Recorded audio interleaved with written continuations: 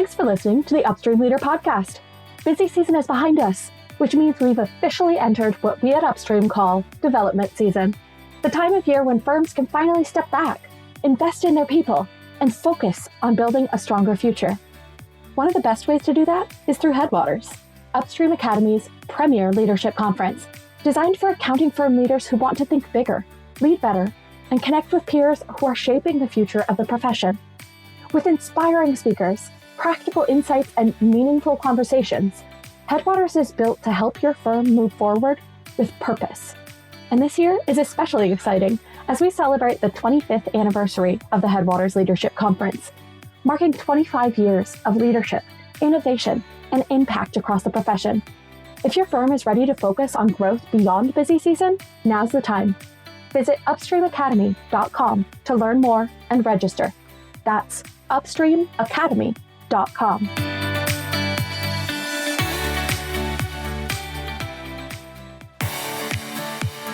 Maximize your accounting career by becoming high yield and low maintenance with the Upstream Leader podcast. Your passport to improved knowledge, skills, and career potential. Stay tuned for insights, expertise, and thought-provoking discussion. And now here's your host, Jeremy Clopton. Hello, everyone, and welcome to the Upstream Leader. My name's Jeremy Clopton. I am excited to have a conversation with our producer again today, Justin Grant. Welcome back. Hi, Jeremy. Good to be here. I'm excited for our conversation because it kind of builds on several of the episodes that we've had here lately around who do firms want to be, what are the hard things that you're not doing, and all of those conversations, I realize, are predicated on the assumption we've got a phenomenal profession and there is a lot of opportunity and there are a lot of great things happening. And the conversation that I want to have today is really based around something that came up at one of our conferences recently. At that conference, one of our participants said, based on everything that I hear, everything that I see, it seems that the profession is in a state of decline, that there's all of this stuff happening to it, that we can't get people and maybe it won't exist. And all of this just almost fear-based approach to what's going on in the profession. And I remember we paused for a second when the question was asked and said, you know what? I don't think that's how I view the profession. I view that we have a ton of opportunity ahead of us, and there's a lot of amazing things happening in the profession. And I'm curious, to get us started here, Justin, you produce a few other shows in the profession. What's your take? What are you seeing? I agree with you completely. The profession is not in decline. It's not dying.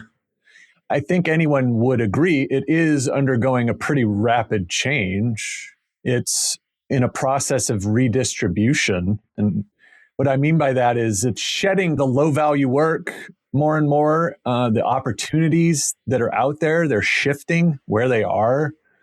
People generally, but as we like to say, accountants particularly are sensitive to changes like that. So the fear that's out there that's driving the algorithms, that's capitalizing on that tension. But that tension is not due to collapse. It's due to transition. I think that's very clear. And it seems like we're on the same page with that. And that transition, when I view it, is a really good transition. Yes. You mentioned shedding some of that low value work. That means we're getting rid of the things, and maybe getting rid of is too strong because there's still a lot of it. And I think firms are still trying to figure out what's the right balance, but it's getting rid of the commoditized things that we do, the services, the things that are viewed as how do I get it cheapest and fastest rather than where do I get extra value from my accountant or my firm. I think inherently when a profession reaches a level of maturity that it starts to reduce the amount of commoditization in order to maximize value, that's a really healthy point of professional maturity for an industry because it forces you to be really clear about what you're doing and what you bring to the table. Yeah. And see, if you measure the profession with the metrics that have always been used, or maybe not always, but for a long time, like compliance volume or like billable hours, you might be led to believe it's declining, that it's collapsing. But there's this concept, it's called Goodhart's law. Have you heard of Goodhart's law? I've not. Okay, so it basically says once a measure or a metric becomes a target, then it ceases to be good or useful. Now, thankfully, I don't think a lot of firms out there, at least ones that listen to this show, are still measuring their success by the amount of raw compliance work they're churning through, or how many billable hours their employees are logging, or anything like that, realization rates. Sure, so many firms, almost all of them, measured everything they did around things like that and optimized to those things once upon a time. And so what that did, because of Goodhart's law, is that it unintentionally trained everybody to prioritize just raw activity over actually doing effective, useful work. Now, we're seeing this transition away from approaches like that. And so firms, a lot of times, they don't measure billable hours as a success metric. They don't push for max volumes. What they're looking at is outcomes. Yeah. They're looking at the impact that the firm and the people in it are having on their clients. Those are the right kind of metrics for the modern age. Yeah. Not the ones that would be telling us, look, we have a pipeline problem. We don't have enough people to do all the work, blah, blah, blah, blah, blah. And ironically, right as that narrative has started to come to the forefront is when automation has been making leaps and bounds and making that narrative obsolete. Well, and we saw the pipeline problem. We invested in a solution for it, and accounting enrollments are actually increasing. Yes. And so, I mean, that's great too. We've got more people coming back to the profession, and we have automation. Exactly. And I want to point out this Goodhart's law, that is absolute gold, because so often, this is a bit of a tangent from the overall topic here, we wonder why people work to the clock when we say they have to hit a certain number of hours. Here's the minimum. Why do they hit that? It's exactly that. Yes. Now, the measure has become the target. It ceases to be effective. Yes. I absolutely love that. I'm going to have to go down a rabbit hole at this point and probably go deeper into that. But anyway, back to the topic at hand, that is just very illuminating. And I hope that those of you that are listening, if I've ever had a conversation with you about why do people work to the clock, you're having the light bulb going off as well and thinking, oh, there's some gold here. And we'll come back to mine that gold later. But as you said, we're having automation. That's helping alleviate the pipeline problems. We have outsourcing. We're recognizing we don't have to have accountants do all of the things we've traditionally had accountants do, that we can have a diversified workforce that can do all of these things. And a lot of people are viewing that as, oh, this is horrible. We have automation. That's going to take jobs. I don't believe it's going to take jobs, but I'm also not writing a headline to try to get you to click on it. Because if I was, I would say that it was going to take jobs. My general belief is it's going to reduce the tasks that you have to do that you never wanted to do to start with. Yeah. And I've believed that about technology for a long time. That's what technology is always supposed to have done. What it's going to do is it's going to free you up to do the things that you are uniquely positioned to do. And that should be exciting to everyone. Because now all of a sudden, rather than dreading certain days because, oh, I have to go through the slog of this or that or the other mundane task. Now every day becomes a day in expertise where you are critically thinking, you are problem solving, decision making, advising, adding value and being a resource rather than feeling like you're manufacturing a widget and just calling it a consulting report, an audit report, or a tax return. To me, that's an exciting place to be. It is. And building on what you were just saying about that headline of the collapse is imminent, the fear behind it, it's not like the pipeline problem is a new idea. I mean, it probably goes back as a concept, at least 2 decades, if not 3, like with Enron and Sarbanes-Oxley coming off of that. Even the 150-hour rule, if you want to go back even further. So but it's QuickBooks. Yeah. That was going to render us obsolete at one point. Exactly. Lotus 123 was going to render accountants obsolete at one point. That is a classic reference. But point being, ironically, as I kind of alluded to earlier, it was right as like COVID was starting and the Great Resignation, that the pipeline problem, like the temperature of it in the consciousness was just going to absolute maximum. That's almost perfectly in line with AI and other automation tools exploding. And in the last couple of years, as you said, we're seeing enrollments back up again. Mm-hmm. So like the story's over. As far as I'm concerned, there's nothing left to worry about at this point. There is no pipeline problem in the sense that people are looking at it through that old, outdated lens we talked about. Yeah. That's the only way in which it exists now. Everything else is trending upwards. Absolutely. And as we become more advisory in nature, the pipeline expands. Mm-hmm. It's not just, I have to have accounting majors, Exactly. Accounting majors, finance majors, business majors, marketing majors, math majors. I mean, there's so many different degrees.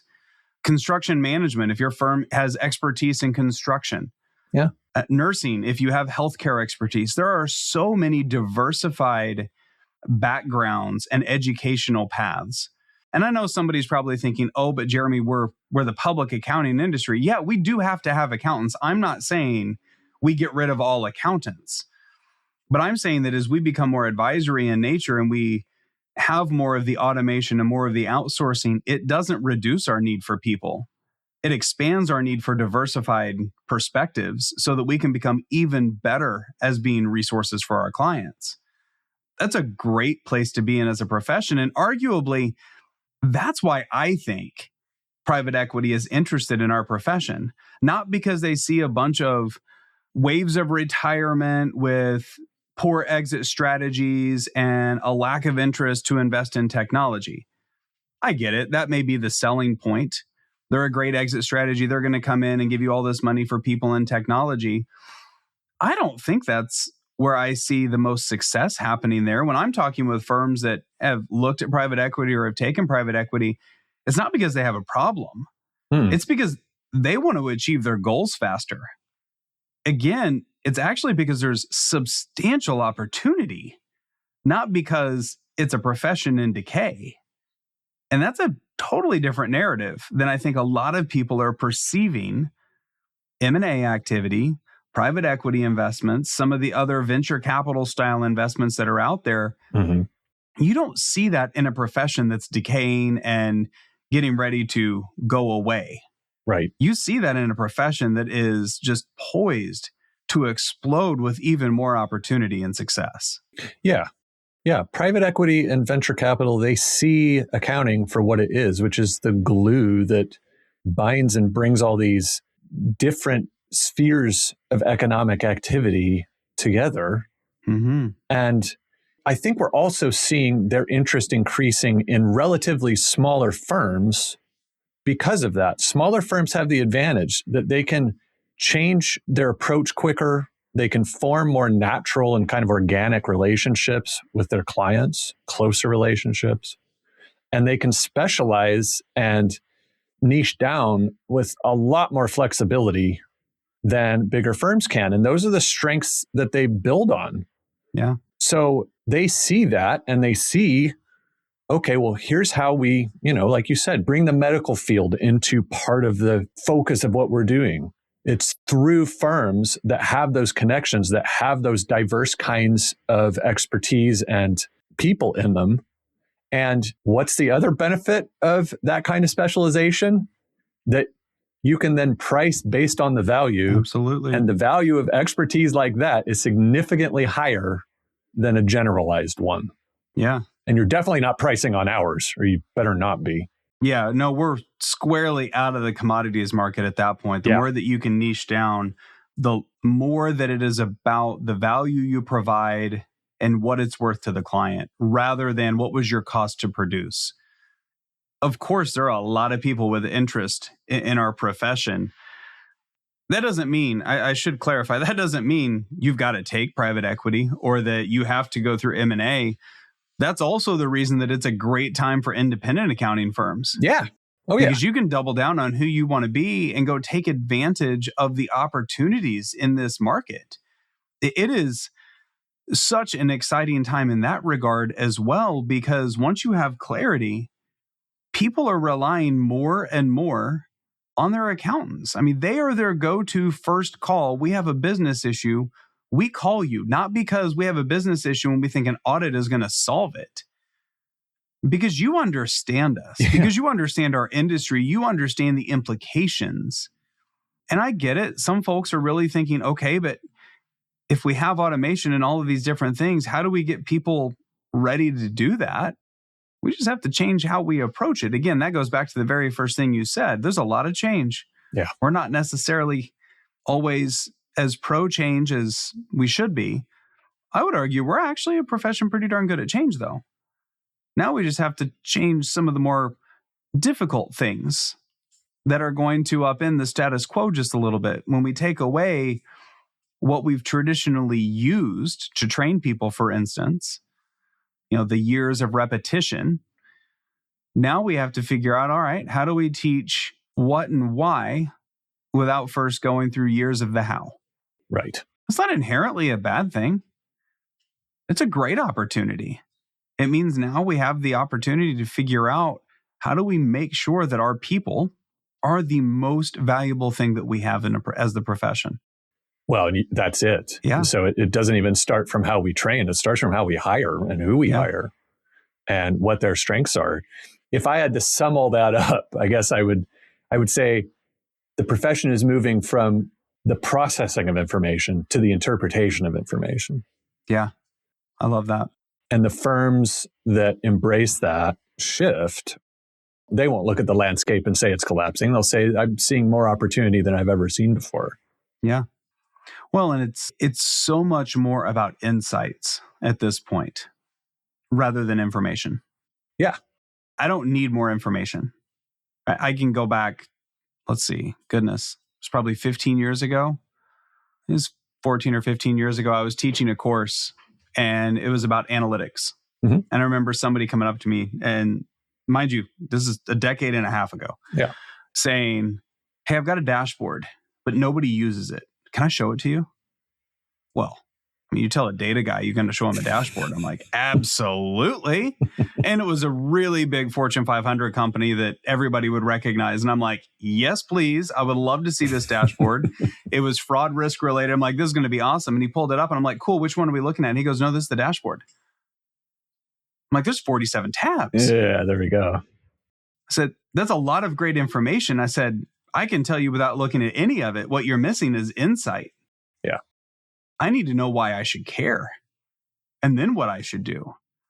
And that's where I think, I won't even say I think, I very strongly believe that's where our profession is at, is we are moving from information to insights. And that's the move from compliance-driven work to advisory-driven work. Don't tell me my data. Tell me why I should care and what I should do about it. And what an exciting time. With all the tools that we have available from a technological perspective, we can get more insights than ever before and at a faster rate than ever before. But our expertise is still necessary to do something with it. Right. And that's the key. Yeah, it is. I mean, I get it. There are a lot of indicators out there, perhaps, that there are problems in the profession. I think the one that caught my attention most recently, somebody had shared that if you're under the traditional, I'm not going to get the headline word for word, but it was something to the effect of if your firm has the traditional deferred comp model for your partners, they're leaving money on the table when they retire as compared to if they sold the firm. And that's where your problem is. That's a problem in public accounting today. And I remember thinking to myself, well, yeah, that's always been the case, actually. I don't know that that's a new problem. I think anybody would tell you that outright selling a business to exit and go sit on the beach somewhere will, generally speaking, get you more money than a pension or retirement plan in a business that is being sustained. But I remember thinking to myself, why is that a problem? If your goal is to have, and I've got a lot of firms, Justin, that I work with that, they've celebrated 100 years in business. Right. Their goal is not maximize returns so a founder can lay on the beach. Yeah. Their goal is to maximize sustainability for decades to come for, the next generation. They want to maximize their impact. Yeah. It's pride in their work, in their impact. Exactly. And I remember thinking to myself, is that actually a problem? And I don't know that it is. I think there's a bit of a fear right now that's being created. And I hear it sometimes in partners that, we have this problem that if we aren't valuing our firm that way, we're leaving money on the table. But it's only a problem if you shift your motive from longevity to payout. Right.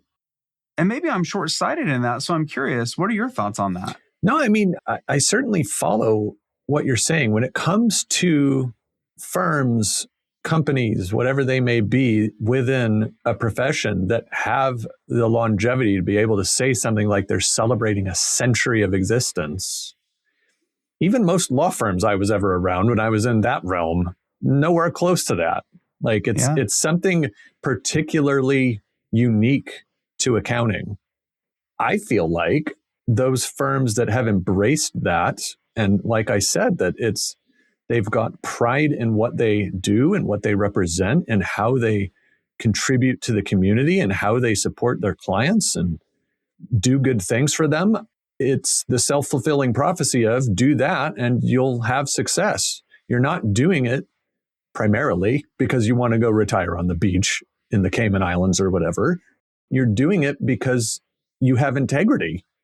You want to make the best impact that you can. So yeah, I completely follow you here. And it does, again, seem almost like a bit of a clickbaity kind of motive that's just being put out there. Yeah. And getting people to think about something in a way that, well, it's always been that way.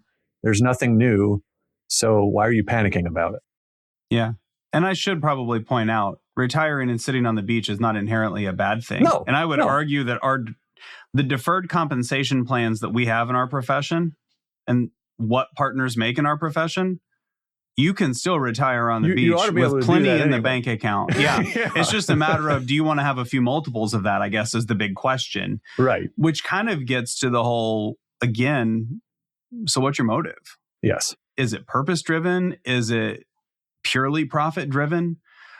And I don't want anybody listening to think that choosing private equity or choosing to be acquired is purely profit-driven. I very strongly agree that there are firms who are private equity backed that are very purpose-driven. Yes, same. And they have more of a motive than just pure profit.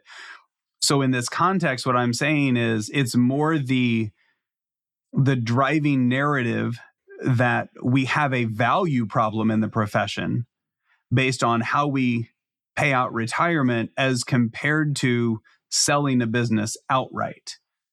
It has nothing to do with who the buyer is. Right. My issue is we don't have a value problem.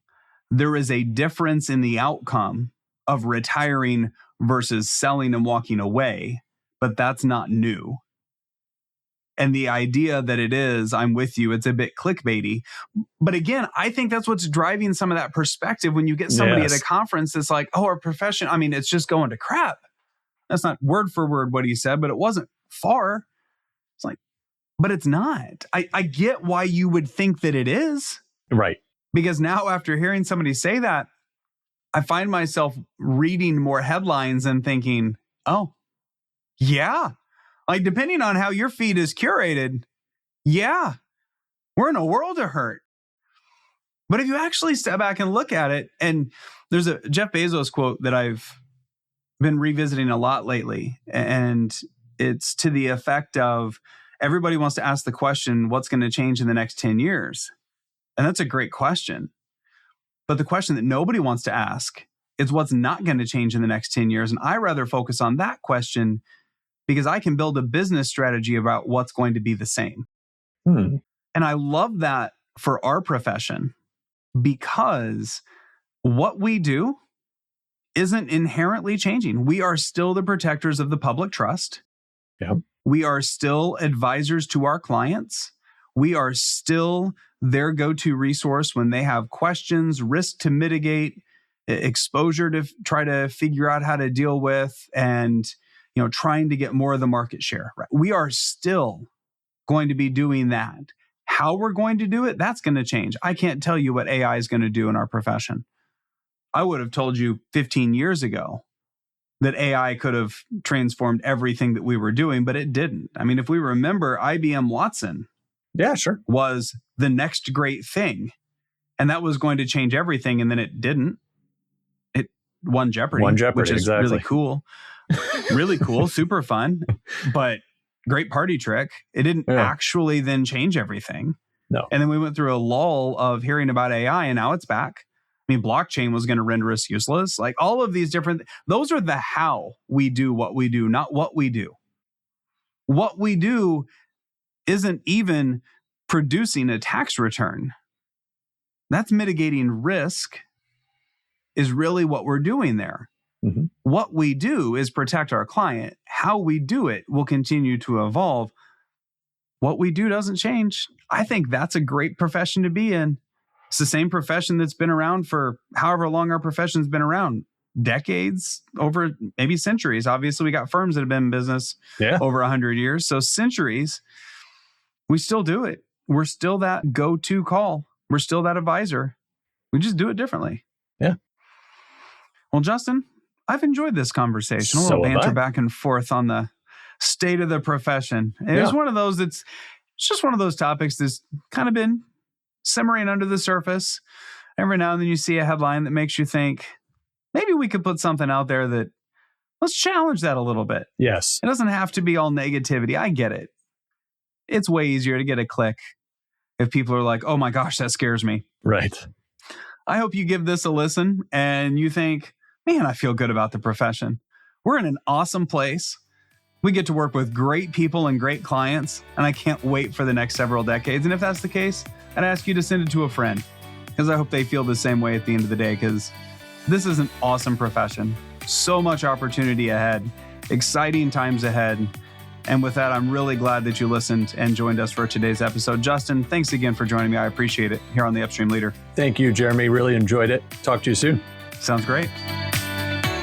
Thanks for joining us on the Upstream Leader podcast. We hope today's episode has enriched your understanding of what it takes to become a high-performing leader in the accounting profession. If you'd like to hear more episodes, subscribe on your favorite podcasting app and visit our website where you'll find full show notes and more. theupstreamleader.com.